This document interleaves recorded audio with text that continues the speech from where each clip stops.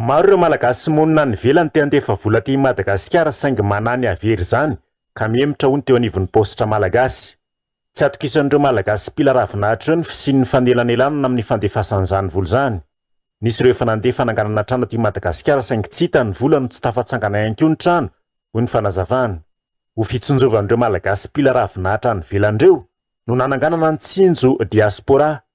Afaka manokatra konty any velan'ireo malagasy ireo fa ty Madagascar kosa no mipetraka ny vola, hoy teo anivon'ny postra malagasy. Afaka manaraka mivantan'ny volana izy ireo amin'ny alalan'io tetikasa tsinjo DIASPORA io.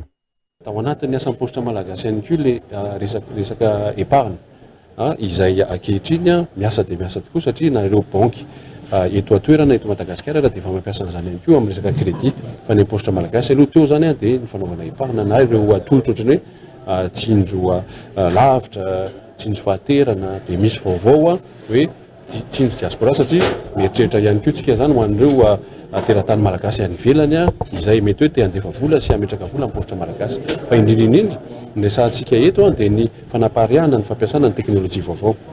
Tsy ny postra malagasy manao service financier, manao inclusion financière. Tafiditra anatin'ny fampiasana sy ny fikirakarana ny teknôlôjia vaovao na nikajy mirindra eo anivon'ny postra malagasy io tetikasan'ny ministeran'ny postra sy ny fifandraisan-davitra io, hoy ny ministra ny postra sy ny fifandraisan-davitra. Be dia be ny malagasy dia te hametraka vola aty ary mitaraina fa hoe mametraka vola aty, mandefa vola aty dia hoe ino mba tehirizy zao, ino mba anamboarana trano, tonga aty tsy vita akory le trano, tsy hita akory na le vola. Dia amin'izao fotoana zao zany ho lansevantsika hoe épargne compte natao ho an'ny olona mipetraka any ivelany fa aty le vola no mipetraka.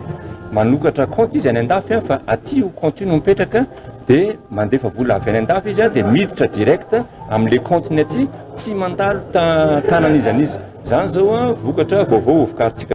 Mitoy amin'izao fotoana izao ny fanapariahana ny fampiasana ny teknôlôjia vaovao na ny ahitao arakajy mirindra eo anivon'ny postra malagasy manerana ny faritra rehetra eto Madagasikara, hoy ny ministra ny postra sy ny fifandraisan-davitra.